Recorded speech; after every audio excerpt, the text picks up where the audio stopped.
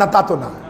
তো সুতরাং রসুল্লাহ নিয়ম বলে দিয়েছেন যে আসলে যারা কথা বলবেন তাদের তো অনেক কথা বলতে হয়। এই জন্যে শোনার লোকেরা দায়িত্ব পালন করবে, তারা বলবেন, আর যিনি বলবেন তিনি আদবটা শেখাই দেবেন। তিনি শুরুতে কয়েকবার সাল্লাল্লাহু আলাইহি ওয়াসাল্লাম বললেই তো হয়ে গেল, কিন্তু আপনি বারবার তারে বলাতে গেলে তো এটা হবে না। বরং নিজের দায়িত্বের ব্যাপারে সচেতন হই, আমরা সবচেয়ে ভালো হই। এটা শ্রোতাদের ব্যাপারে। জি, আমরাও উপস্থিত হতে পারলাম, এজন্য আমরা পড়ি আলহামদুলিল্লাহ। এরকম একটি পবিত্র সময়ে আপনাদের সম্মানিত সুপ্রিয় আমার দিনী ভাই জনাব রফিকুল ইসলাম সাহেব, উনি আমার সঙ্গে যোগাযোগ করেছেন এবং অল্প সময়ের ভিতরেই আমিও হৃদয়ের আবেগ থেকেই রাজি হয়েছি। যখন আমি শুনলাম এর ঐতিহ্য, এর ইতিহাস এবং কি ধরনের আলেম ওলামারা এখানে আসতেন এবং আপনারা সেই সমস্ত আলোচনা শুনে নিজেদের তৃপ্তি মিটাতেন। কিছুক্ষণ আগেও আমার সঙ্গে দেখা হয়েছিল এক সাবেক পোস্টমাস্টার সাহেবের সঙ্গে। ভাইটি আমাকে বললেন যে এই তাফসীর আমার জীবনকে পাল্টে দিয়েছে। সুবহানাল্লাহ, তাই তো হবে। এখন তো রবিউল আউয়াল চলছে, এজন্য আমি মহানবীর জীবনের বিশাল দিক ও বিভাগ থেকে অল্প কিছু কথা বলবো। আজকে আমি কথা বলবো মহানবীর প্রতি ঈমান। আমরা বলি আলহামদুলিল্লাহ। তা আসল বিষয় হলো নবীজির হাতিয়ার কি ছিল। এইটা হলো তার হাতিয়ার, যা দিয়ে তিনি অস্ত্রোপচার করেছেন। মিষ্টি ওষুধ দিয়েছেন, কখনো তেতেও দিয়েছেন, কখনো ঝাল দিয়েছেন, কখনো টক দিয়েছেন, কখনো অস্ত্রোপচার করেছেন, অপারেশন করেছেন। মানব দেহের, মানব জীবনের ক্ষতিকর বিষয়গুলো থেকে মনুষ্যত্বকে মুক্ত করে মানবতার মহান সৌন্দর্যকে তিনি তুলে ধরেছেন। আমরা বলি আলহামদুলিল্লাহ। আজকে আমরা শুনছি সংস্কারের কথা, আপনারা শুনছেন না?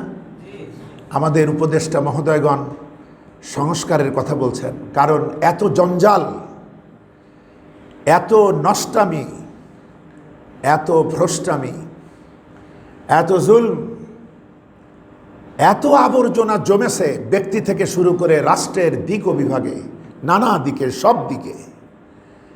এটার সংস্কার প্রয়োজন। তে সংস্কারের কেতাব এইটা, বলেন আলহামদুলিল্লাহ। এবং বিশ্ব মানবতার সর্বশ্রেষ্ঠতম সংস্কারক হচ্ছেন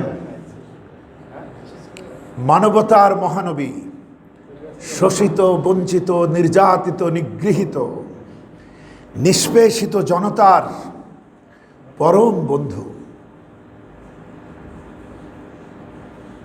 রাহমাতাল্লিল আলামিন,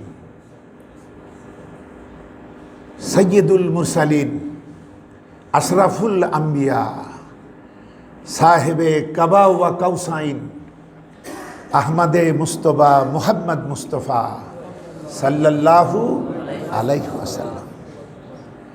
ছোটবেলা থেকেই তিনি এই কাজ করতেন।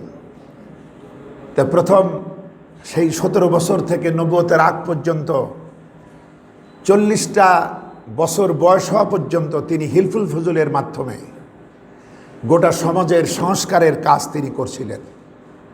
হুজুরের জীবনে 23 বছর আছে, 2টা। 40-এর সাথে 17 বিয়োগ করলে কত হয়? 23। আর তার ইন্তেকাল পর্যন্ত 40 থেকে 63, আরেকটা 23। সমগ্র জীবনে তিনি সংস্কারের কাজ করেছেন। কিন্তু প্রথম 23 বছর যে সমাজ সংস্কারের কাজ করেছেন, সেই কাজটা ছিল মাথার বুদ্ধি দিয়ে, মস্তিষ্ক প্রসূত চিন্তা ভাবনা দিয়ে। আরবের, মক্কার খুব ভালো চিন্তা যারা করত, সুবুদ্ধি যাদের ছিল, ওই সমস্ত তরুণরা মিলে এই কাজ করতেন। জালিমকে বাধা দিবেন, মাজলুমকে আশ্রয় দিবেন, সহায়তা করবেন, বিপদাপন্ন মানুষের পক্ষে দাঁড়াবেন, এসব কাজগুলো তারা করত। কিন্তু যতখানি তারা আশা করেছিলেন ততখানি ফল তারা পাননি। কিন্তু পরবর্তী 23 বছরে তিনি যে কাজ করেছেন এই কোরআনের মাধ্যমে, তিনি একেবারে 100-তে 100, সুবহানাল্লাহ। তিনি বলেছেন সর্বশ্রেষ্ঠ যুগ হচ্ছে আমার যুগ, খায়রুল কুরুনে কারনি। এ যুগ আকাশ কখনো দেখে নাই, জমিনও কখনো কল্পনা করে নাই, সুবহানাল্লাহ। কারণ পরবর্তী 23 বছরের কাজটা হয়েছে কোরআন ভিত্তিক, ওহী ভিত্তিক কর্মসূচি তিনি বাস্তবায়ন করেছেন, যে জন্য তিনি সফল হয়েছেন, আলহামদুলিল্লাহ। সুতরাং তার মতো মানুষ নিজের মাথার বুদ্ধি দিয়ে সফল হতে পারেননি, তিনি তার লোকজন সহকারে। তার মতো আন্তরিক মানুষ আর কেউ হতে পারে? সেখানে আমি আপনি যদি নিজের মন গড়া বুদ্ধি দিয়ে সমাজ সংস্কার করি, হবে তাতে? এজন্য এইটা ধরতে হবে। আল্লামা ইকবালের ভাষায় সামান্য একটু সুর দিই, কি কর আপনি? আবার আমার প্রথমে আজকে ওয়াজ করার ইচ্ছা ছিল, কিন্তু আপনি ভাই যখন বলেছে যেখানে সুর টুর হবে না, এই জন্য আমি বাদ দিচ্ছি। আচ্ছা, আমি সামান্য একটু ভাব নিই, সামান্য একটু ভাব নিতে হয়, কারণ আমাদের সুরের কেন্দ্রীয় মুফাসসির, যার জবানের প্রতিটি কথা আমাদের দিলকে কাঁপায় তুলত, এমন একটা মানুষ যাকে দেখলেই জনতা সমস্বরে বলতো নারে তাকবীর, এমন আর কেউ আছে? সুবহানাল্লাহ। আল্লাহ তাআলা তাকে ইল্লিনে নেক বান্দাদের সাথে সম্মানজনক স্থানে রাখুন, আমরা বলি আমিন। এবং এরপরে আদালতে আখিরাতে আল্লাহ পাক তাকে তার সর্বোচ্চ জান্নাতের সর্বোচ্চ মাকাম যেন আল্লাহ তাকে দান করেন, নবিয়্যিন, সিদ্দিকিন, শুহাদা, সালিহিন, তাদের সাথে আমরা বলি আমিন। বন্ধুগণ, আজকেও আমার জুমায়, আমি আলমডাঙ্গাতে জুমা পড়াই, ইউনো সাহেবের বাসার কাছেই। আজকে বলছিলাম আমরা কত কিছু চাই, কিন্তু আল্লামা সাঈদী শুধু একটা জিনিস চাইতেন, নিজের জন্যে, নিজের জন্যে, আর সমগ্র দেশবাসীর জন্য চাইতেন আরেকটা জিনিস। দেশবাসীর জন্য চাইতেন আল্লাহর দ্বীন এই জমিনে কায়েম হবে, তিনি যাতে দেখে যেতে পারেন, এই আশাটা তার বুক ভরা স্বপ্ন ছিল। তিনি দেখতে পারেন নাই, কিন্তু তার রক্ত, তার বিদায়, তার শাহাদাত কাজে এসছে, আমরা বলি আলহামদুলিল্লাহ। 1987 সনে চট্টগ্রামের তাফসিরুল কোরআন মাহফিলে তিনি একটা কথা বলে দোয়ার আকারে বলে দাঁড়িয়ে গিয়েছিলেন, সেটা হচ্ছে, আল্লাহ যদি এদেশের নাস্তিক, মুরতাদ, বামপন্থী, রামপন্থী এরা যদি আমাকে শহীদ করে, আমার শাহাদাতের রক্ত যেন লেলিহান শিখা হয়ে এদেরকে জ্বালিয়ে পুড়িয়ে ভস্য করে তোমার জমিনে যেন তোমার দ্বীন যেন প্রতিষ্ঠা হয়, আমরা বলি আমিন। সে কাজ কিছুটা হলেও তো আমরা দেখতে পাচ্ছি, ঠিক কিনা বলেন? একেবারে কথাই কইতে পারতাম না, মানুষ কিনা বুঝতে পারতাম না, বাক স্বাধীনতা থাকার পরও আমাদের জবান ছিল না, আমরা কথা বলতে পারতাম না। বন্ধুগণ, ডক্টর ইকবালের ভাষায় শুনুন, উতারে কারগারে হেরা সে সুয়ে কম আয়া और एक नुस्खे কিমিয়া সাথ লায়া। বিশ্বনবী জনাবে মুহাম্মদুর রাসূলুল্লাহ সাল্লাল্লাহু আলাইহি ওয়াসাল্লাম হেরা পাহাড় থেকে নেমে এলেন, সাথে নিয়ে এলেন নুসখায়ে কিমিয়া, এই পরশ পাথর। এটা দিয়ে তিনি যখন পথহারা যুবকুমার তার কলিজায় লাগাই দিলেন, উমর কি আর সেই সন্ত্রাসী উমর রইল? উমরে ফারুকে পরিণত হলো। সুবহানাল্লাহ। পথহারা যুবক আবু বকর তার গায়ে যখন লাগাই দিলেন, আবু বকর সিদ্দিকে আকবরে পরিণত হলো। সুবহানাল্লাহ। যারা নারী সতীত্বের জম ছিল, ওরাই হয়ে গেল নারী সতীত্বের পাহারাদার। যারা মানুষের টাকা পয়সা লুণ্ঠন করত এবং এটাকেই তারা বীরত্ব মনে করত, তারাই নিজেদের কষ্টার্জিত ইনকামের টাকা মানবতার দুয়ারে বিলাতে লাগলো। জাকাতের আকারে, সৎকার আকারে, ফিতরার আকারে, নানাভাবে সমাজ সংগঠনে তারা দিতে লাগলো। সুবহানাল্লাহ। সুতরাং সংস্কার করতে হলে এই কেতাবটার দ্বারস্থ হতে হবে। আর এই কেতাবটা আমি আপনি আমাদের চয়েস মতো মানলে হবে না। এটার কথাগুলি কেমনে মানতে হয়, সেটার রোল মডেল হচ্ছেন মুহাম্মাদুর রাসূলুল্লাহ সাল্লাল্লাহু আলাইহি ওয়াসাল্লাম। এজন্য আমি সূরা আলে ইমরানের 32 নম্বর আয়াতটা বেছে নিয়েছি আজকে আলোচনার জন্য। সূরা আলে ইমরানের কত নম্বর আয়াত? আল্লাহ পাক নবীকে ঘোষণা দিতে বলেছেন একখানি, কুল, আপনি ঘোষণা করুন।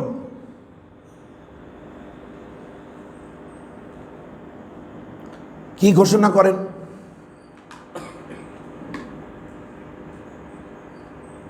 যে তোমরা যদি আল্লাহকে ভালোবাসতে চাও, আল্লাহর ভালোবাসার ব্যাপারে আমাদের কোনো যদি আছে নাকি? কিন্তু খাঁটি প্রেমিকের সঙ্গে ভণ্ড প্রেমিকও তো থাকে। এজন্য বলা হচ্ছে তোমরা যদি, কুল ইন কুনতুম তুহিব্বুনাল্লাহা ফাত্তাবিউনি, যদি তোমরা আল্লাহকে ভালোবাসতে চাও তাহলে আমার এই নবীটার পিছনে চলো, একে অনুসরণ করো, একে অনুসরণ করো। তো নবীজিকে বলতে বলছেন এভাবে, আপনি বলুন যে আমার অনুসরণ করো। এই আমার মানে নবীজির, আল্লাহ ইনডাইরেক্ট নবীজির দিয়ে বলছেন যে বলো, এই তোমরা কি আল্লাহকে ভালোবাসতে চাও? লোকেরা বলল হ্যাঁ।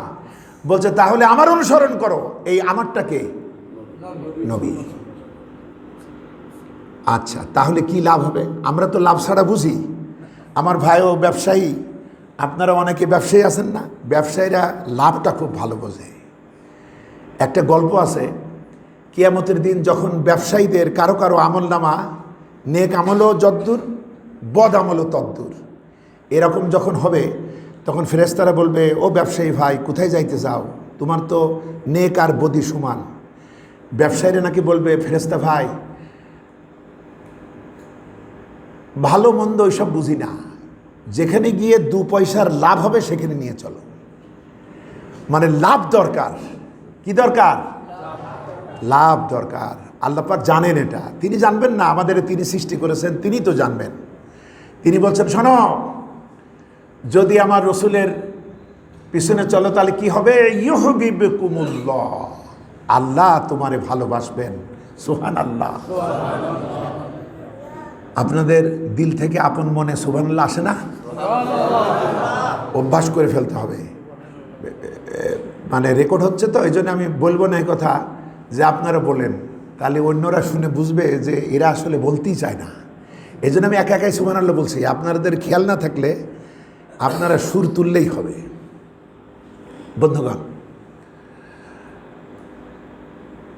আল্লাহ তোমারে ভালোবাসবেন। এবার কি হলো? ভালোবাসাবাসি হলো। কি হলো? প্রত্যেকটা প্রেমিকের দিল চাই আমি যাকে ভালোবাসি সে যেন আমারে বাসুক, এরকম দিল চায় না? সুবহানাল্লাহ। কি বানাইছেন আল্লাহ আমাদের দিল। ভালোবাসলে আপনারা কে হাত পা ধরে বলেছে ভালোবাসতে? কিন্তু ভালোবাসলে আপনার ইচ্ছা হয় যারে বাসি সে যেন আমারে বাসে। যদি না বাসে তাহলে একতরফা ভালোবেসে কোনো মজা নাই। কদিন পরে বিষ খাইতে হয়, গলায় দড়ি দিতে হয়, এরকম হয় কি না? অথবা জেলে যাইতে হয় কিডন্যাপ করার ধান্দা করতে গিয়ে। তাহলে মজাটা হলো ভালোবাসাবাসির মধ্যে। আহা, সুলতান, ইস্কু, জামাল, সমস্ত সৌন্দর্যের যিনি বাদশাহ, সমস্ত মোহাব্বতের যিনি উৎস, তিনি বলছেন, শোনো, আমারে ভালোবাসতে চাও তাহলে তো তোমরা প্রেমিক। একটা কাজ করো, আমার নবীর পিছনে চলো, তাকে অনুসরণ করো, তাহলে আমি তোমারে ভালোবাসবো। সুবহানাল্লাহ। দিলটা কতখানি তৃপ্ত হয়। যে আল্লাহর ভালোবাসা লাভ করবে, এর থেকে আর কি চাই? আর কি হবে? আমাদের মতো পচা লোকদের কেন তিনি ভালোবাসবেন? আল্লাহ বলছেন পচা তো রাখবো না, ইয়াগফির লাকুম যুনুবাকুম ওয়াল্লাহু গফুরুর রাহিম। যেসব পাপ করে গুনাহ করে পচা হইছ, ওই গুনাহগুলি আমি আল্লাহ তোমারে মাফ করে দেব। সুবহানাল্লাহ। মাপ পাইলে আর কিছু লাগে? আল্লামা মরহুম সাইদির কথা বলছিলাম, আল্লাহ তার প্রতি রহম করুন, আমরা বলি আমিন। 90-এর দশকে সিলেটের মাহফিলে সিলেটিরা খুব আবেগপ্রবণ এবং খুবই আদব কায়দা বেশি। আপনার খেদমত করে তারা উল্টা আপনার কাছে ক্ষমা চাবে। আপনারই খেদমত করলো, আপনারই কাজ করলো, এরপর চিন্তা করবে মনে হয় ঠিকঠাক মতো হইল না, তখন বলবে যে হুজুর বিয়াদবি হয়ে গেছে, মাপ চান। তা আমি সিলেট সফর আমার ছিল প্রথম ওনার সাথে। তা আমি দেখি রাস্তায় দেখা হয়, ধরেন ফেরিতে, ইয়েতে, বিভিন্ন জায়গায় দেখা হয়, এরা এই করে। আমি বললাম হুজুর এরা পাগল নাকি?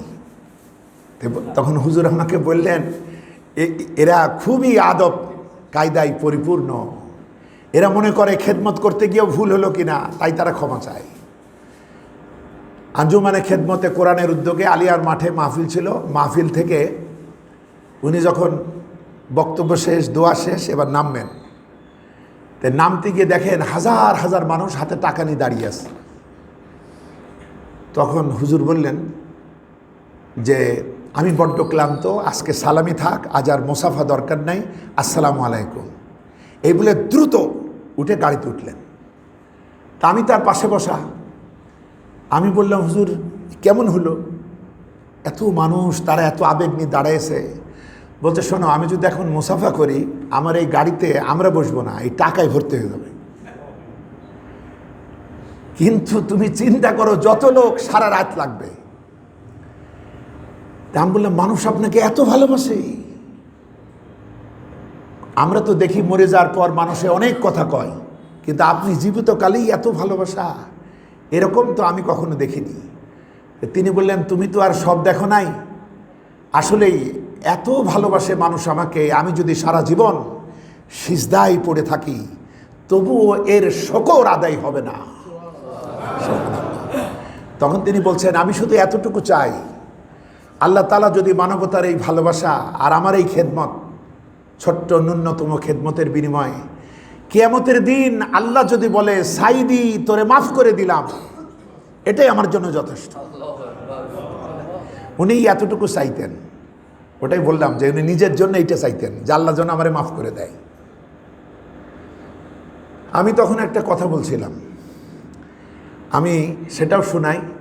আমি বলছিলাম আল্লাহ আপনারে মাফ না করলে আমাদের কি হবে? জান বাজি রেখে আপনি কথা বলেন। আসলে একটা কথা কি জানেন, গাছের ডালে যদি ফল বেশি হয়, ডালটা বিনয়ে নুয়ে পড়ে, আর ফলটল না হলে বিয়াদবের মতো খাড়া হয়ে থাকে। আমাদের যাদের আসলে ভিতরে যোগ্যতা নাই, আমরা ভালো কিছু চাই না, তারা সবসময় তিড়িং বিড়িং করি, আমরা বিয়াদবের মতো খাড়া হয়ে থাকি।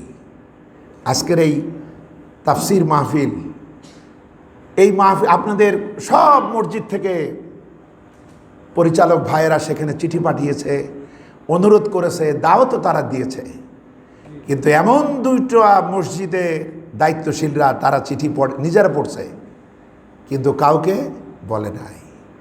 তুমি নিজে যদি জানো তাহলে অন্যকে জানানো তোমার জন্য নফল না ফরজ? তাহলে তুমি তো নিশ্চয় চিঠি পড়ে সিদ্ধান্ত নিয়েছো কাউরে কব না।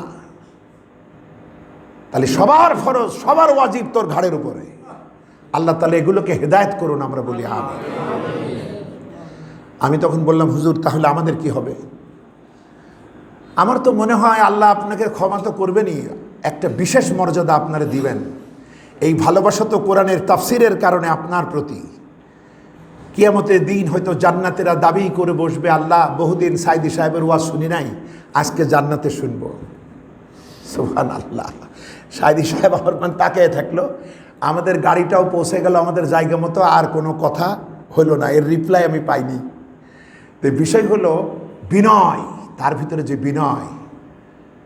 আপনাদের এখানে কামালউদ্দিন জাফরি হাফিজাহুল্লাহ এসছেন, তার কাছে শোনা। তিনি বলেছেন ভাইজানের বিনয় দেখে আমি অবাক হই। আমি পৃথিবীর যত দেশে যাই, দেখা যায় রাত নেই দিন নেই, কোন একটা ড্রাইভার, আমি গাড়ি ভাড়া করেছি, সেই ড্রাইভার ক্যাসেট অন করে দিয়েছে, দেখি আমার প্রিয় ভাইজানের কণ্ঠ আসছে। রাতে নেই দিনে নেই, সব সময় এই মানুষটার কণ্ঠ বাজছে। সেদিন গাবতলীতেও আমি দেখলাম। তে বিষয় হলো, বলছে এটা নিয়ে যখন আল্লামাকে আমি বলেছি, ভাইজান, মানে কামারউদ্দিন জাফরি সাহেব বলছে যে ভাইজান, আল্লাহ আপনাকে কত বড় করেছে, কত বিশাল আপনার মর্যাদা, রাত নেই দিন নেই, সর্বত্র আপনার এই দাওয়াত বিশ্বময় ছড়িয়ে পড়ছে। তো ভাইজান এই কথাই গর্ব করলেন না, তিনি খুব বিনয়ের সাথে বললেন, ভাইজান দোয়া করবেন, আমি তো আসলে কিচ্ছু না, আমি ইসলামের সীমান্তে দাঁড়িয়ে কুকুরের মতো ঘেউ ঘেউ করি মাত্র। নিজেকে কত কত বিনয় বিনম্র ছিল তার ভিতরে। তিনি যখন প্রথম এমপি হলেন, তখন সেই অনুষ্ঠানে আমি গেছিলাম। পিরোজপুর ফোরামের উদ্যোগে তাকে সম্বর্ধনা দেয়া হয়।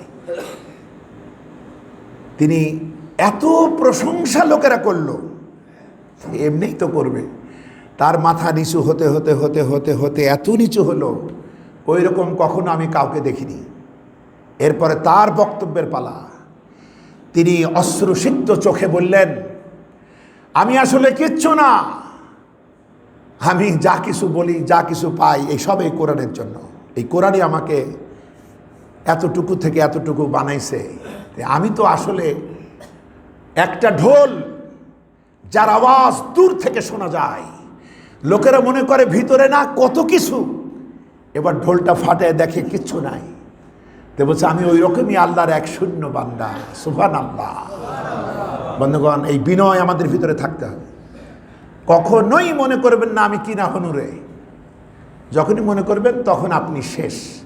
আমরা চোখে দেখি নাই, যারা মনে করতো এটা আমার বাপের, এটা আমার, সব জায়গায় নিজেদের নাম, পরিবারের নাম, জনগণের আমানতকে খেয়ানত করা, এগুলোর কি পরিণাম আমরা দেখি না। সেদিন আমি বন্যার্তদের সেবার জন্য যাচ্ছি, হঠাৎ আমার চোখ পড়লো পদ্মা সেতুর আগে। কি, আমি কোন দেশে আছি? তাকে দেখি জাতির পিতা হযরত ইব্রাহিম আলাইহিস সালাম। আলহামদুলিল্লাহ, কি না আল্লাহ করেন, জবরটাকে জের বানিয়েছেন আর জেরটাকে জবর বানিয়ে দিয়েছেন। সুবহানাল্লাহ। সুতরাং ভরসা তার উপরে করতে হবে, দিলের সবটুকু প্রেম উজাড় করে তাকেই ভালোবাসতে হবে। আচ্ছা, এবার দেখুন কি বললেন আল্লাহ পাক।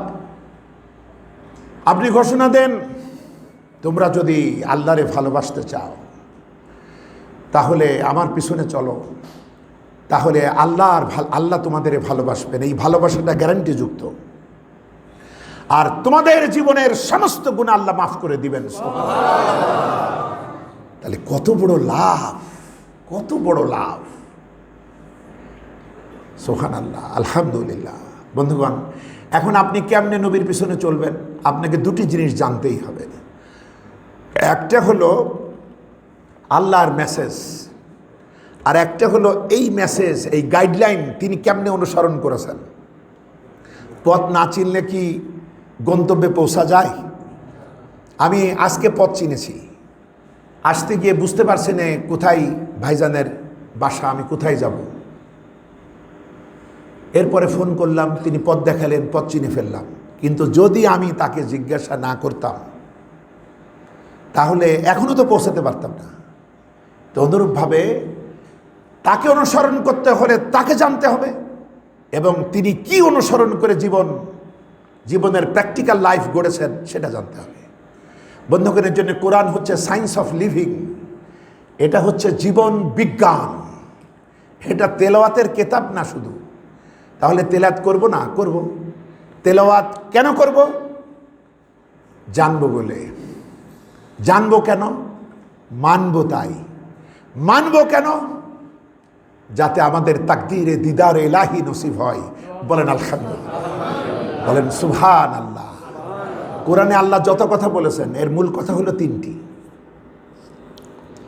একটি হলো জানো, আরেকটি হলো বিশ্বাস করো, আরেকটি হলো মানো। জানো মানে ইলম অর্জন করো, বিশ্বাস করো মানে ঈমান আনো, আর মানো মানে আমাল করো। এর বাইরে কোনো কথা নেই। আছে নাকি মনে হয় আর কোনো কথা? জানো, ঈমান আনো আর আমল করো, এই হচ্ছে মূল কথা। এই তিনটি বিষয় এতই সায়েন্টিফিক, এতই স্বভাবসম্মত, জানার কাজটা যদি আমরা ঠিকঠাক মতো করতে পারি তাহলে ঈমান হবে মজবুত। সাহাবারা জানার কাজটা করছিলেন ঠিকঠাক মতো, এজন্য ঈমানটা হয়েছে মজবুত। আর ঈমান যদি মজবুত হয়, সামি'না ওয়া আতা'না, শোনা মাত্রই আমল বের হয়ে যাবে।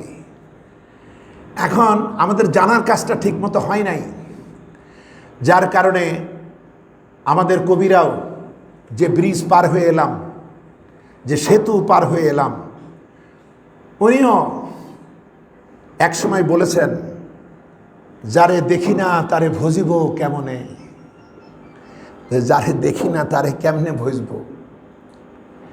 অন্ধ বধূ কি বুঝিতে পারে না স্বামীর সোহাগ ভার, দেখিব তাহারে কাটিলে আমার চোখের অন্ধকার। সুবহানাল্লাহ। অন্ধ বউটাকে তার স্বামী যখন আদর করে, সে কি বোঝে না যে আমার স্বামী আমাকে ভালোবাসে? হ্যাঁ, দেখব যেদিন আমার চোখের আধার কাটবে। কিয়ামতের এক বিশেষ মুহূর্তে আমাদেরও ইমানদারদের চোখের আধার আল্লাহ কাটিয়ে আপন রূপে নিজেকে জালু আফরোজ করবেন। সুবহানাল্লাহ। আহা, উজুহু ইয়াউমাইযিন নাদিরা ইলা রাব্বিহা নাজিরা।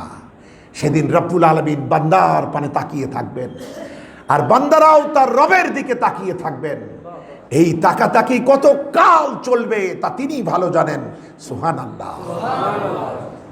তাই বলছে, যারে দেখি না তারে ভজিব কেমনে।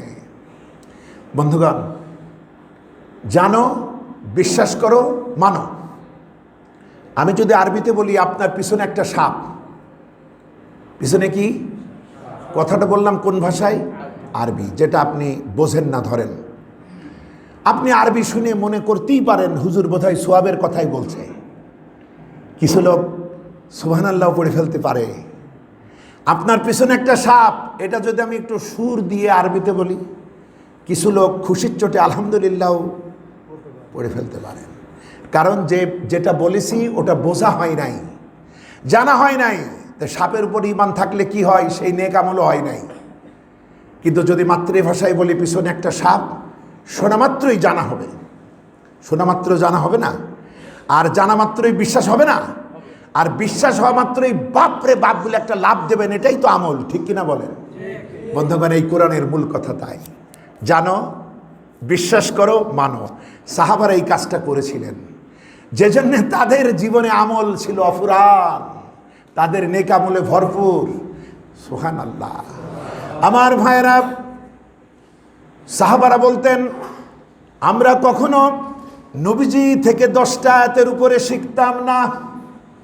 10টা আয়াত শিখতাম, জানতাম, বুঝতাম, এবং এর উপরে নিজেদের আমলটা গঠন করতাম। এরপরে আবার নতুনভাবে আরও নতুন 10টা আয়াতের সবক নিতাম। যার কারণে ওই সাহাবারা যখন রাস্তা দিয়ে পথ চলত, উপস্থিত লোকেরা সাহাবীদের দিকে তাকিয়ে বুঝতো এজন্য মানুষ চলতেছে না, মনে হতো এই কোরআনটাই জীবন্ত হয়ে রাস্তা দিয়ে হেঁটে যেতেছে। সুবহানাল্লাহ, আল্লাহু আকবার। ওরা ছিল কোরআন সহকারে মুসলিম,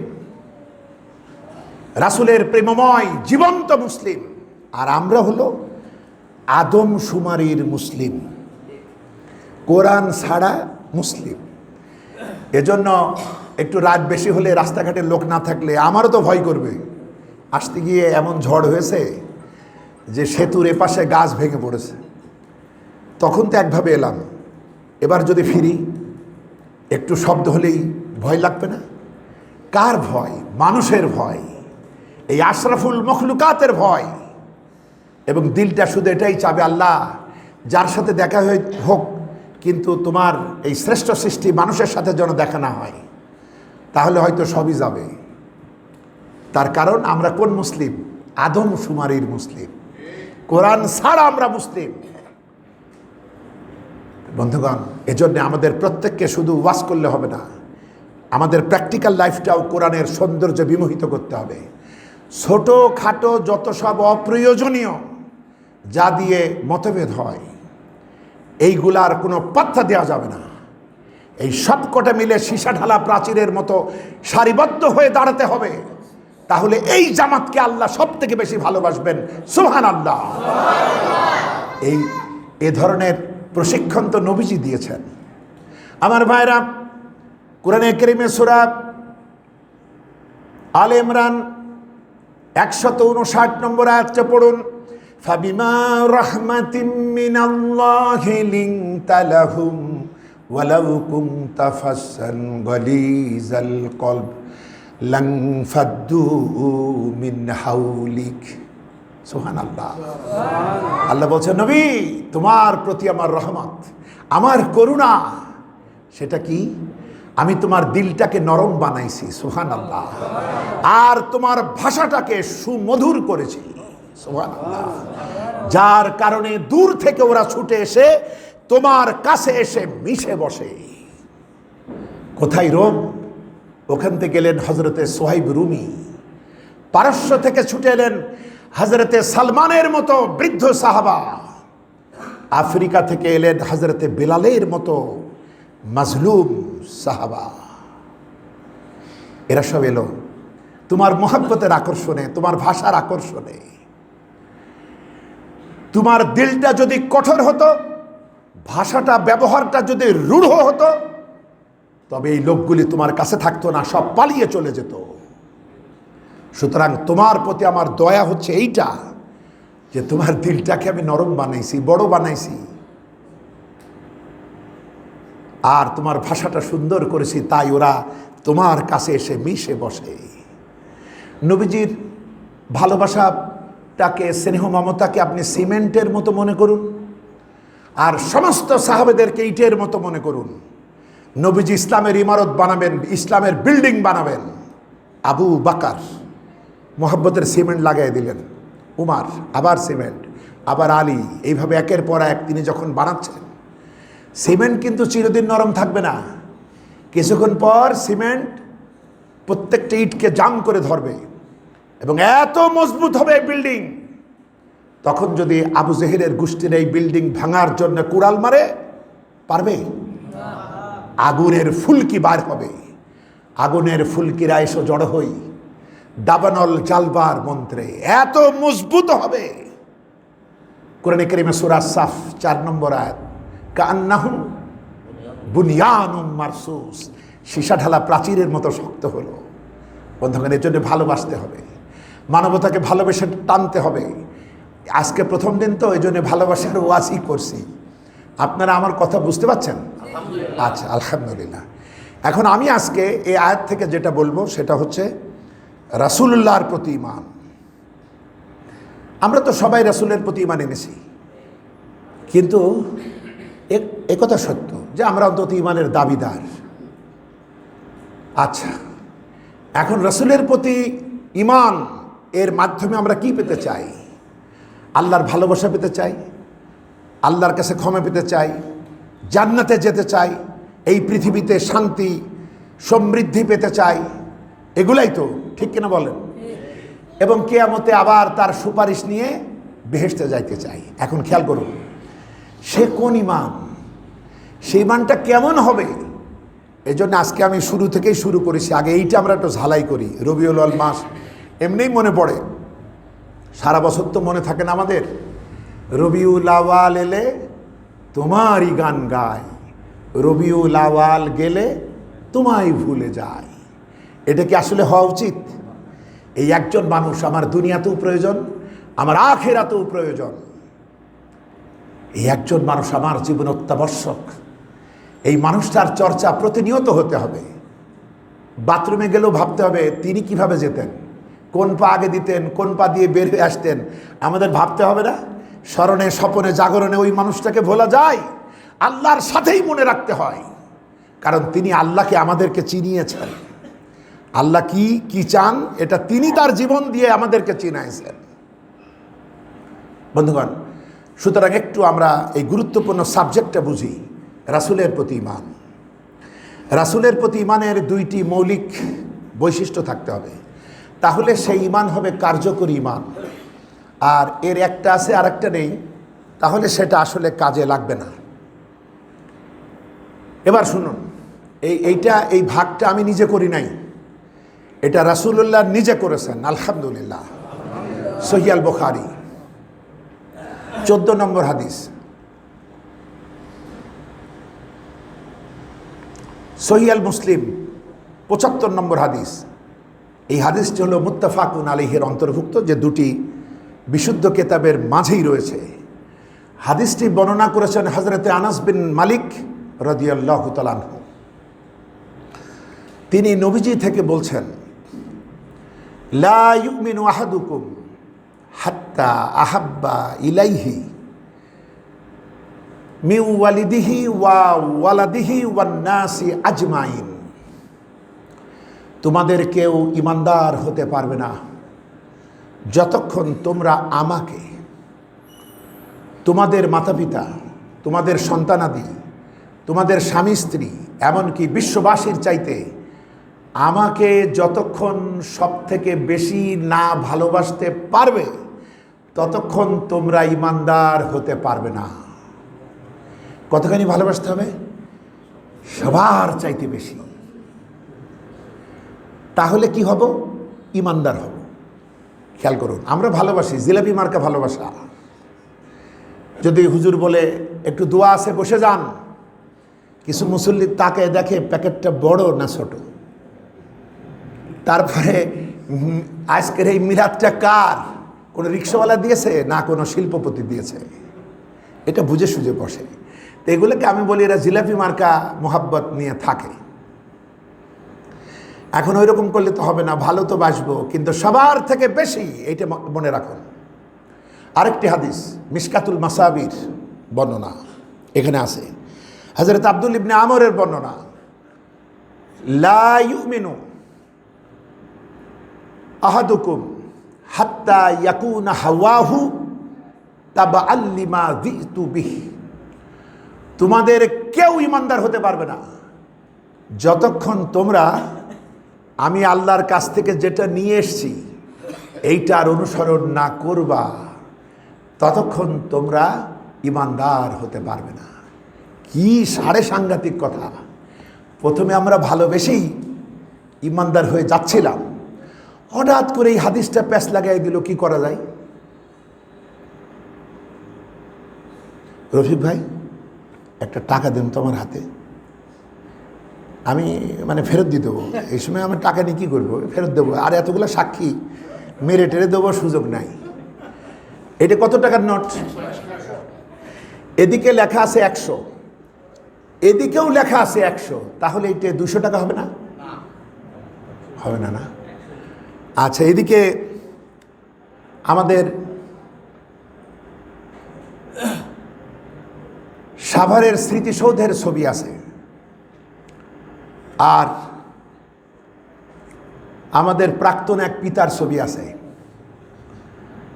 আর এই দিকে আছে একটা মসজিদের ছবি, আর লেখা আছে 100, লেখা আছে 100।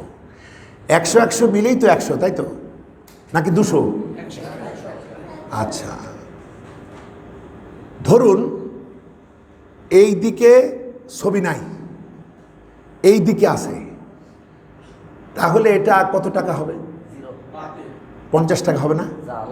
জাল। এই যে আসল হাদিস বলেছে, একেবারে কঠিন কথা, এরপর আর কথা হয় না, জাল। এটা কেউ কিনবে না। আপনি যদি বেশি অনুরোধ করেন, আপনার ঘাড়ে বসায় পুলিশের হাতে ধরে দেবে। তাহলে এই টাকাটা সঠিক হওয়ার জন্য এদিকেও 100 দরকার, ওদিকেও 100 দরকার, এদিকেও স্মৃতিসৌধের ছবি দরকার, এদিকেও মসজিদের ছবি দরকার, ঠিক কিনা বলেন? আচ্ছা, সাক্ষী ছিলেন, টাকাটা ফেরত দিলাম। এইবার বোঝেন হাদিস, দুটি হাদিসই একভাবে বর্ণনা, লা ইউমিনু আহাদুকুম, তোমাদের কেউ ঈমানদার হতে পারবে না যতক্ষণ আমাকে সর্বাধিক না ভালোবাসছো। তোমাদের কেউ ঈমানদার হতে পারবে না যতক্ষণ আমি যা নিয়ে এসছি এটার অনুসারী না হচ্ছ। এটার অনুসারী মানেই তো রাসূলুল্লাহর অনুসারী। আচ্ছা, এবার বোঝেন, অর্থাৎ আমি প্রথমেই বলেছি রাসূলের প্রতি ইমানের দুটি অংশ, একটা মুহাব্বত আর একটা হলো আনুগত্য। একটা মুহাব্বত আর একটা আনুগত্য। ইমানি মুদ্রার দুই দিকে এই দুই সিলই থাকতে হবে, একটা মুহাব্বতের সিল আর একটা আনুগত্যের সিল। তবে ইমান এই মুদ্রাটা সঠিক, এই ইমানি মুদ্রা নিয়ে জান্নাতে গিয়ে পেট পুরে খাইতে পারবো সারা জনমভর। বলেন সুবহানাল্লাহ। আচ্ছা, এখন যারা খুব চালাক তাদের জন্য মেসেজ। আমরা কদিন আগেও দেখতাম না, আমাদের দেশে সব সুফিদেরও আবার একটা সম্রাট আছে। বন্ধুগণ, যারা সুফি হন, যারা আল্লাহওয়ালা হন, যারা ওলি হন, যারা প্রকৃতপক্ষে আল্লাহর বন্ধু হন, তাদের দিলে কোনো অহংকার থাকে না। কিন্তু অহংকারটা কত বড় যে নিজেই নিজেকে ঘোষণা করেছে আমি সুফি সম্রাট। বলে নাউজুবিল্লাহ। এই ঘোষণা অন্য কেউ দেয় নাই, নিজেই দিছে। কত অহংকার! সে অহংকারের বিল্ডিং আজ ধূলিসাৎ হয়ে গিয়েছে। বলেন আল্লাহু আকবার। এটাই হয় বন্ধুগণ। সুতরাং ওরা ছিল কি? আশেকে রাসূল। প্রতি বছর রবিউল আউয়াল এলে আমাদের রসুল্লাহর প্রতি প্রেমকে টেস্ট করার জন্য রসুলের বিরুদ্ধে কথা লাগানো হতো। তখন ওই একটা আশেকে রসুলকে বুক খুলে দাঁড়াতে দেখতাম না প্রতিবাদে। এরা হয়েছে আশেকে রাসূল। ওই রকম ভালোবেসে কাজ হবে? আচ্ছা, ভালোবাসা দেখায়। আপনি যদি বলেন না ভালোবেসে আমি মুক্তি পাবই, আসেন আমার কি গানটা নাচে, আসেন আমার কি যেন মুক্তার ব্যারিস্টার, তিনি আমার করবেন পার, কত ধান্দা আমাদের ভালোবেসে। আচ্ছা, আমি যখন আবু তালিবের জীবনী পড়ি তখন আমার মনে হয় আবু তালিব রাসূলুল্লাহকে এত ভালোবেসেছেন, এতখানি ভালোবাসা ওই আশেকে রসুলেরা দূরের কথা, আমরাও নবীজিকে অতখানি ভালোবাসতে পারিনি। এ সত্ত্বেও আবু তালিব কোথায় যাবে কিয়ামতে? তাহলে ভালোবেসে মুক্তি মিলছে নাকি? বন্ধুগণ, কত ভালোবাসতেন নবীজিকে। কুরাইশের কাফেরেরা কতভাবে আবু তালিবকে সরে যেতে বলেছে রসুলের সামনে থেকে, যে তাকে আমরা হত্যা করি, নাউজুবিল্লাহ। কিন্তু আবু তালিব কখনোই সাইদের নেই। যে জন্য আবু তালিব যতদিন বেঁচে ছিলেন ওই কুরাইশরা রসুলুল্লাহকে গায়ে হাত দেওয়ার সাহস করে নাই। এভাবে পাহাড়ের মতো তিনি রসুলুল্লাহকে সেভ করেছেন। আজকে সত্যের পতাকাবাহী যারা রসুলের প্রকৃত আশেক, তারা নির্যাতিত হয়, নিষ্পেষিত হয়। চোখের সামনে কত মহান নেতাগুলাকে শেষ করে ফেলা হলো, একটা আশেকে রসুলও প্রতিবাদ করতে পারল না। রসুলের বিরুদ্ধে প্রতি বছর, হ্যাঁ কালকেও একজন একটু ফোঁস করলো, তারে একেবারে ধস করে সোজা করে দিয়েছে খুলনায়। এই রবিউল আউয়াল এ ছাত্র জনতা, তৌহিদি জনতা একেবারে থানার ভিতরে গিয়ে সাইজ করে দিয়েছে তারে। বিষয়টা আর সহজ হবে না। বলেন আলহামদুলিল্লাহ। এত ভালোবেসে আবু তালেব, আহারে আবু তালেব। সহিহ আল মুসলিম হাদিস নাম্বার 42। আবু তালিব মৃত্যু শয্যায়। আবু তালিব তো আবার দুই দলেরই লিডার। আবু তালিব আবুল আহাব, আবু জেহেল এদেরও নেতা, আবার রসুলেরও অভিভাবক। আবু তালিব যখন মৃত্যু শয্যায়, সবাই তো আসবে দেখতে, সে সব দেখতে এসছে। আমি সব হাদিসগুলো এক জায়গায় করে বলি, তাহলে শুনতে ভালো লাগবে। সহিহ আল মুসলিম 42 নম্বর হাদিস, সহিহ আল মুসলিম 407 নম্বর হাদিস, সহিহ আল বুখারী 3603 থেকে 3605 নম্বর হাদিস। এগুলো একসাথে বলি। আবু তালিব মৃত্যু শয্যায়, ওরা সব এসছে, ওই সব ক্যাডার নেতারা এসছে, আবার রসুল্লাহ এসছেন। রসুল্লাহ চিন্তা করলেন এই সময় আবু তালেবের মনটা নরম, এই সময় চেষ্টা করলে হয়তো পবিত্র কালেমাটা তার মুখ দিয়ে বার হবে। তিনি এসে চেষ্টা করছেন যে চাচা যান, আপনি আমাকে এত ভালোবাসেন, আপনি আমাকে তো সেই কথাটা বললেন না যেটা নিয়ে আমি পৃথিবীতে এসেছি। আপনি একটু বললে আমি আল্লাহর কাছে আপনার জন্য সুপারিশ করব, যেটা আপনার কাজে আসবে। আর এই ক্যাডারগুলা বারবার বলছে, আবু তালিব তুমি শেষে মৃত্যু ভয়ে ভীত হয়ে তুমি ওই ছোকরার কথা মতো ওই কথা বলে শেষে বেঈমান হয়ে মরবা? তুমি তো আমাদের ধর্মের লোক, তুমি ওই কথা কয়ে বেঈমান হয়ে মরবা কেন? বারবার ওরা নিষেধ করে। আবু তালিব বলতেই হয়তো চাইলেন, অবশেষে বললেন, বাবা মুহাম্মদ সাল্লাল্লাহু আলাইহি ওয়াসাল্লাম, আমি জানি তোমার কথাটা কত সুন্দর, আমি জানি যদি আমার মৃত্যুর পর পাশে লোকে কিছু বলবে এই ভয়টুকু আমার না থাকতো, তবে আমি ওই কথাটা বলে তোমার দুই নয়ন জুড়াতাম। শেষ, আবু তালিব শেষ, বলতে পারল না। আর একটা বর্ণনা এসছে, আমি আব্দুল মুত্তালিবের আদর্শেই রইলাম, বলা হইল না।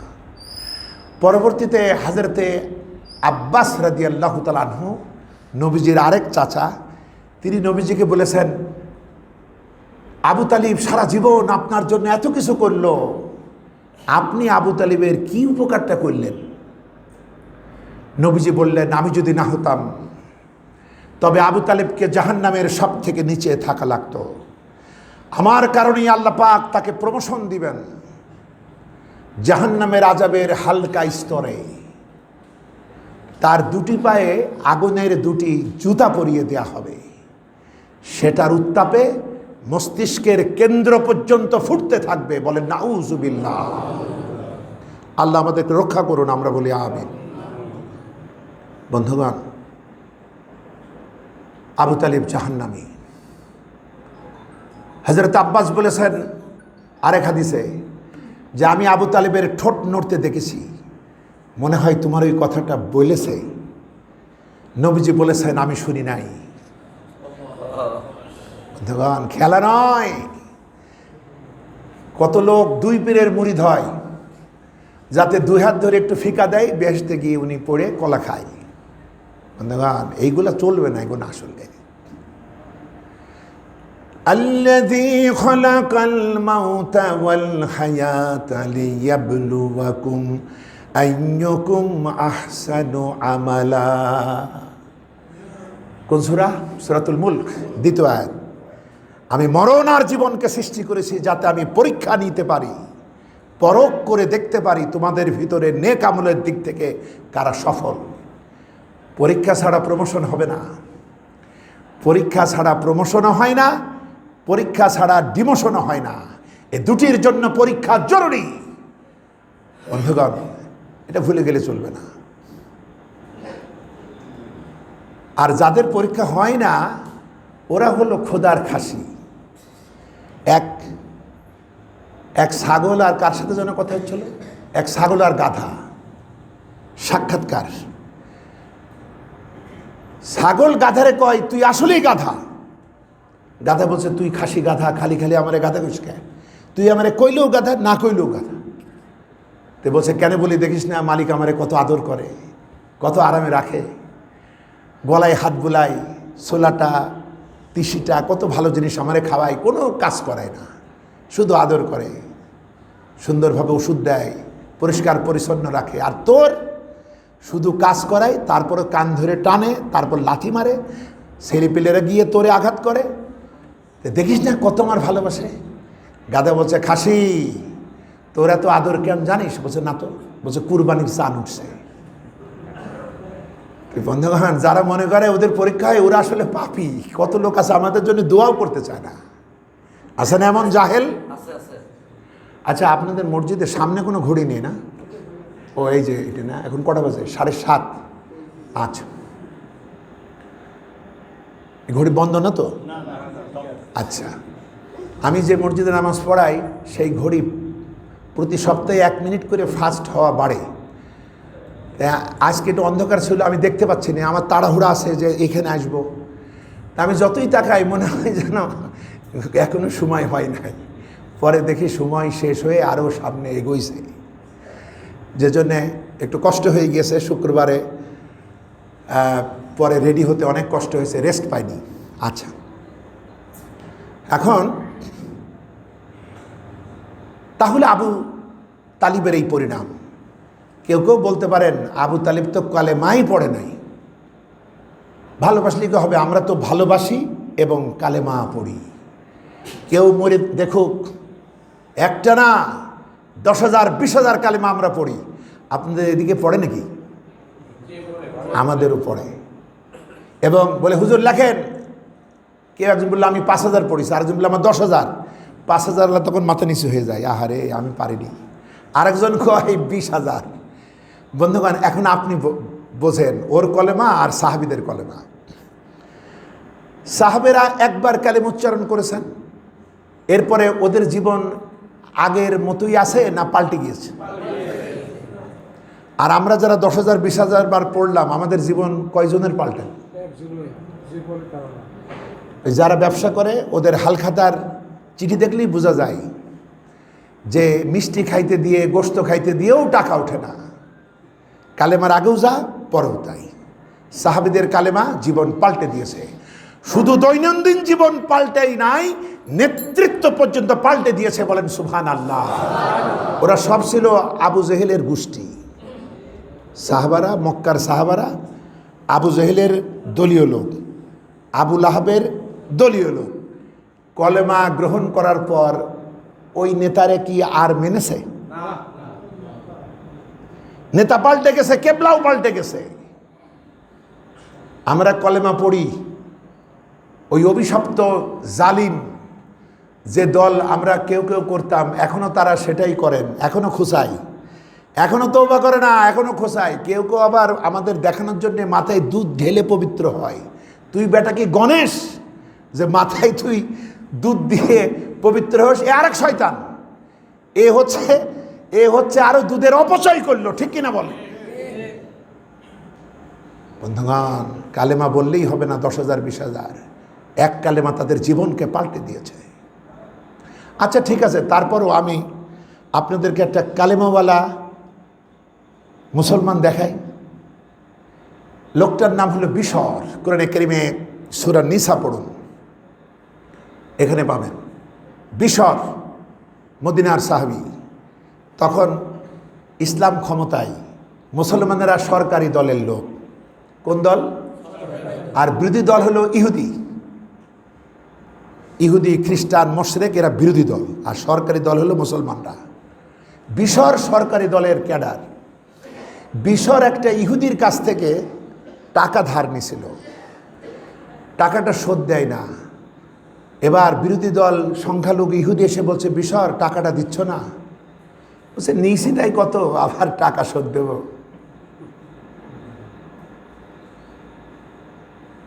বলছে শোনো, এইটা আমি সহ্য করব না।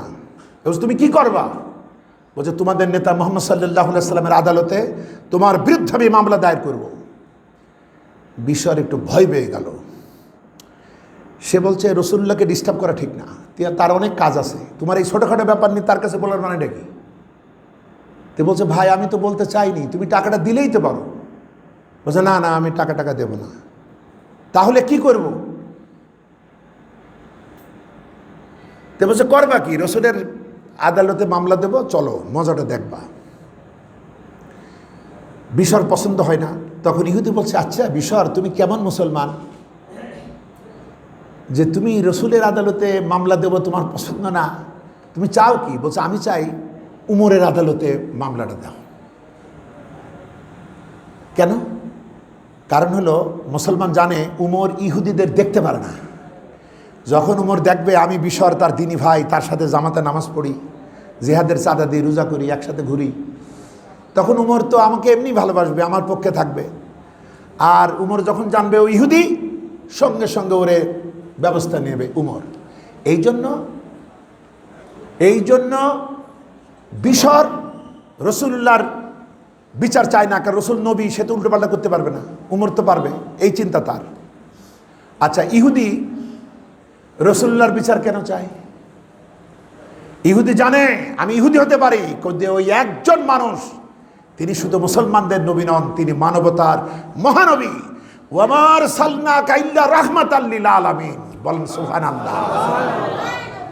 সেখানে আমি ন্যায় বিচার পাবো। এই যে মুসলমান নামধারী বহু বুদ্ধিজীবী সারা জীবন আমাদের শোনায় যে ইসলাম হলো সাম্প্রদায়িক, এখানে কি তাই প্রমাণ হয়? ইহুদিও তার নিরাপত্তা পায় ইসলামে, এটাই হলো মহাসত্য। পরে ইহুদি বলছে, তুমি কেমন মুসলমান, রসুলের বিচার পছন্দ হয় না, তুমি এখানে যাবা? তখনও ভয়তে পড়ে গেল, রাসূলুল্লাহকে সব বলল। বলার পরে রাসূলুল্লাহ রায় দিলেন কার পক্ষে? ইহুদির পক্ষে, মুসলমানের বিপক্ষে। মুসলমান নাখোশ, বলছে আমাকে আরেকটু সুযোগ দাও, চলো উমরের আদালতে গিয়ে আরেকবার একটু আপিল করি। ইহুদি চিন্তা করলো উমরও তো ভালো, কারণ সে তো রসুলের সাথে মেশে, যেমন কায়া তেমন ছায়া। তো ঠিক আছে, তুমি যখন কথা মানবাই না, চলো উমরের আদালতে। হযরত উমর সব শুনলেন, শুনে বলছেন, ইহুদি ও তো এখানে এসে ডগমগ করে বলছে যে উমর ভাই কত বড় বেয়াদব ইহুদি, আমার কাছে টাকা চাই। আরে আমি তো আপনাদের সাথে একসাথে থাকি। তখন বলছে এর আগে বিচার হয়েছে? তখন বলছে হ্যাঁ হয়েছে, প্রথম বিচার করেছে হুজুর সাল্লাল্লাহু আলাইহি ওয়াসাল্লাম। কিন্তু আপনি চিন্তা করেন তো, রায়টা তো আমার পক্ষে হওয়া দরকার। হযরত উমর জিজ্ঞাসা করছেন, ইহুদি মুসলমান যা বলে সব ঠিক? বলছে জি, প্রথম বিচার করেছেন হুজুর সাল্লাল্লাহু আলাইহি ওয়াসাল্লাম, কিন্তু সে তা মানতে চায় না, তাই আপনার কাছে আসা। হযরত উমর বললেন, তোমরা দুজনেই যথাস্থানে দাঁড়িয়ে থাকো, আমি এখনই রায় ঘোষণা করছি। তিনি ঘরে ঢুকলেন এবং বিশাল সারিত তরবারি বার করে আনলেন। এরপরে মুসলমানকে বললেন, শোনো হে আল্লাহর বান্দা, যে ব্যক্তি বলে আল্লাহর উপরে রাসূলের প্রতি আমার ঈমান আছে, কিন্তু রাসূলের ফয়সালা মানতে যার ভালো লাগে না, তার ফয়সালাটা আমি এইভাবে করে দেই। আল্লাহু আকবার। এক আঘাতে মুসলমানের কল্লাটা ফুটবলের মতো গড়াতে লাগলো। ইহুদি ভয় পেয়ে গেল, না জানি কি হয় আবার। সারা মদিনায় বদনাম হয়ে গেল, উমর সবসময় বাড়াবাড়ি করে। নিহত মুসলমানের রক্তের আত্মীয় স্বজন রক্তের ক্ষতিপূরণের মামলা দায়ের করলো নবীজির আদালতে। হুজুর সাল্লাল্লাহু আলাইহি ওয়াসাল্লাম নিজেও চিন্তিত হলেন, উমর কেমন কাজটা করলো। হযরত উমরের পক্ষে রায় ঘোষিত হলো সূরাতুন নিসার 65 নম্বর আয়াত। কত নম্বর আয়াত? ফালা ওয়া রাব্বিকা লা ইউমিনুন, ও নবী তোমার রবের কসম। সুবহানাল্লাহ, আল্লাহ বলছেন না আমার কসম, তিনি রাসূলের পজিশনটা বোঝাচ্ছেন যে আমি কার রব, একটু বোঝার চেষ্টা করো। তাই বলছে, ও নবী তোমার রবের কসম, আমি তো তোমার রব, তোমার ফয়সালা আমার ফয়সালা। নবীজি কি নিজের থেকে কোনো কথা বলেন নাকি? সূরাতুন নাজম পড়ুন, প্রথম দিকেই, আহা মা ইয়ান্তিকু আনিল হাওয়া। সে যা বলে সে নিজের থেকে বলে না, যা বলে আমি যেটা তারে বলতে বলি। সুবহানাল্লাহ। ও নবী তোমার রবের কসম, ফালা ওয়া রাব্বিকা লা ইউমিনুন হাত্তা ইউহাক্কিমু কাফীমা শাজারা বাইনাহুম সুম্মা ইয়াজিদু। আচ্ছা, ও নবী তোমার রবের কসম, ওরা কখনো মুমিন হতে পারে না যতক্ষণ ওরা পারস্পরিক মতবিরোধে তোমাকে বিচারপতি না মানবে। 1 নম্বর। 2 নম্বর, তুমি যে ফয়সালা করে দাও এটা মানতে যারা দ্বিধাদ্বন্দ্বে ভোগে। 3 নম্বর, সর্বান্তকরণে মানতে চায় না। ও নবী তোমার রবের কসম, ওরা ঈমানদার নয়, ওরা মুনাফিক। উমরের বিচারে আল্লাহ খুশি হলেন, হযরত উমর মুক্ত হলো। বলেন আল্লাহু আকবার। এই কলেমাওয়ালা বিশর এ কোথায় যাবে? তাহলে কেমন হইল? 2 দিককার উদাহরণই আমি আপনাদের সামনে পেশ করেছি যে মহাব্বত, শুধুমাত্র মহাব্বত দিয়ে মুক্তি মিলবে না যদি আনুগত্য না থাকে। আমার কথা বুঝতে পেরেছেন কিনা? মহাব্বত তো লাগবেই। আপনি যাকে নেতা মানবেন তার প্রতি আপনার বিশ্বাস লাগবে এবং ভালোবাসা লাগবে। নেতাকে অনুসারীরা ভালোবাসে না, ওই নেতার কথায় জীবন দেয় না, টাকা পয়সা সব দেয় না। সুতরাং ভালো তো বাসবেন, এটা না ভালোবাসলে তো হবে না, এটা পয়লা শর্ত। আর দ্বিতীয় শর্ত হলো তার মেসেজ, তার কথা, তার অর্ডার সারেন্ডার করবেন আমি আপনি। আমার কথা বুঝেছেন? দেখেন, এই অনুসরণ করা ছাড়া হবে না। নবীজি বসা মসজিদে নববীতে এক সাহাবী প্রচণ্ড মন খারাপ অবস্থায় নবীজির কাছে এলেন। কি যেন তার হয়েছে। নবীজি বলছেন, এত মন খারাপ কেন, কিসের টেনশন? সে বলছে, হুজুর আজকে কদিন হলো একটা চিন্তা আমাকে ভিতরে ভিতরে শেষ করে ফেলছে। কি সেটা? বলছে এই পৃথিবীতে যখনই যত কাজই করি, যখনই আপনার কথা মনে হয় তখনই আপনাকে দেখবার জন্য ছুটে আসি। আপনার ওই সুন্দর চেহারাটা দেখলে, আপনার পবিত্র মুখের দুটো কথা শুনলে আমাদের কলিজাটা ঠান্ডা হয়ে যায়, আবার নিজ কাজে বের হয়ে যায়, কোনো ব্যথা বেদনা থাকে না। কিন্তু বলছে কিন্তু কি বলো? তে বলছে কিন্তু কিয়ামতের দিন নবী রাসূলেরা থাকবেন এক বেহেশতে, আমরা পাবলিক, সাধারণ অর্ডিনারি মুসলমান, আমরা থাকবো হয়তো অন্য কোনো সাধারণ বেহেশতে। আর আপনি আল্লাহর হাবিব, আপনি না জানি কোথায় থাকবেন। সেই দিন ওই সাধারণ বেহেশত থেকে আপনার কথা যখন মনে হবে, কিন্তু আপনাকে যখন দেখতে পাবো না, তখন তো জান্নাতের কোনো মজা আর থাকবে না। সুবহানাল্লাহ। এই চিন্তা আমাকে শেষ করে ফেলছে কদিন থেকে। নবীজি চুপ করে আছেন। নবীজি চুপ করে আছেন কেন? কারণ নবীজি তো নিজের থেকে কিছু বলবেন না।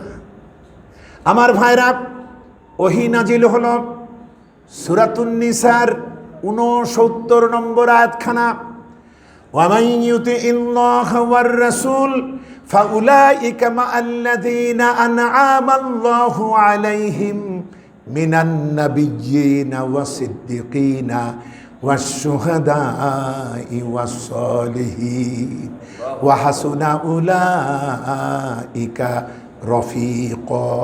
সুবহানাল্লাহ। ওই সাহাবী কিসের কথা কয়? ওই সাহাবী কিসের কথা কয়?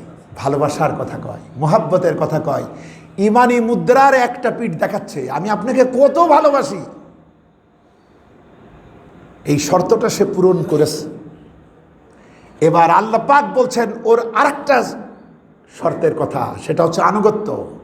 ও নবী, ওরে শুনান, যে বা যারা আল্লাহ এবং তার রাসূলের আনুগত্য করবে, ওরা ভিন্ন বেহেশতে থাকবে না, ওরা নবীদের সাথেই থাকবে। সুবহানাল্লাহ।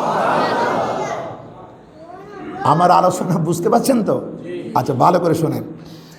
যে ও তো টেনশনে ছিল দেখা হবে কিনা, এবং ও দেখাচ্ছিল ইমানি মুদ্রার একটা ছবি, মোহাব্বতের ছবি দেখাচ্ছিল, কিন্তু আরেকটা ছবি তো লাগবে। সেইটা আল্লাহ কন, সেইটা আল্লাহ কয় যে নবী ওরে শোনান, যারা আল্লাহ এবং তার রাসূলের আনুগত্য করবে তারা কিয়ামতের দিন নবীদের সাথে থাকবে, শহীদদের সাথে থাকবে, সিদ্দিকিনদের সাথে থাকবে, এবং তারা নেককারদের সাথী হবে।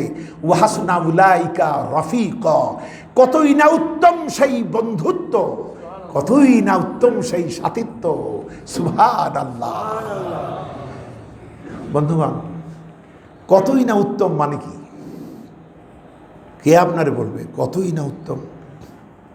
বন্ধুগণ, খেয়াল করুন, প্রথম নবীকে আদম, আমাদের আদি পিতা, তিনি আমাদের পিতা, তার সাথে ইয়ার কি ফাজলুমি মারা চলবে?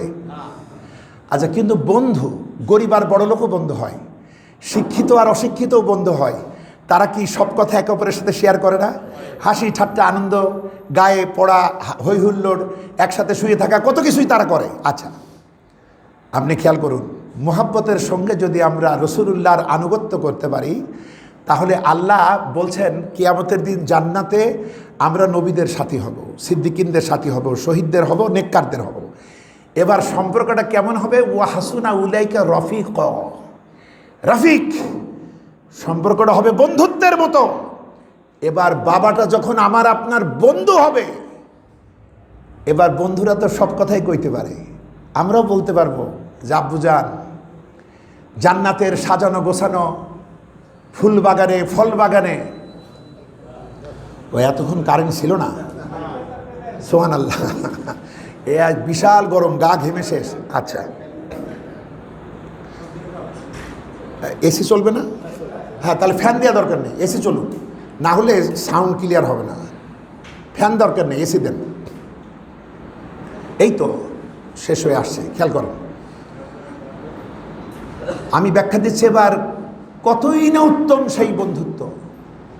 দেখুন, বন্ধু যখন হলাম, আদম আলাইহিস সালামের পাশে বসে, কাছে বসে বন্ধু হয়ে প্রশ্ন করা যাবে, আব্বাজান, জান্নাতের সাজানো গোছানো বাগানে মাটারে পাইছিলেন, মিষ্টি প্রেম। এই পৃথিবীতে আমাদের ছেলেমেয়েরা ভালোবাসা করতে গিয়ে যত না সামনে তাকায়, যত না প্রিয়জনের পানে তাকায়, তার চেয়েও বেশি পেছে তাকাতে হয় কেউ আবার দেখে ফেললো কিনা। এরকম কোনো টেনশন আদম হওয়ার ছিল না। তো বলা যাবে আব্বাজান যা খুশি তাই খাইতে পারতেন, যা খুশি তাই পড়তে পারতেন, যা খুশি তাই দেখতে পারতেন, যা খুশি তাই করতে পারতেন, এত সুখে থেকে ভূতে কিলটা দিল কিভাবে? এ প্রশ্ন করা যাবে না? ওয়াহাসুনা উলাইকা রফিকা, কতই না উত্তম সেই বন্ধুত্ব।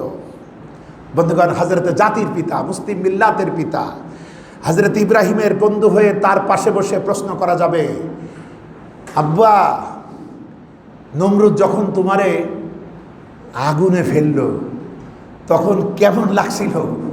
এ প্রশ্ন করা যাবে না? প্রশ্ন করা যাবে আল্লাহর উলুল আজম পয়গম্বর হযরতে মূসাকে, যে লাঠি ফেলতেই যখন ফোঁস করে উঠল সাপ, তখন দিলটা কেঁপে উঠেছিল না?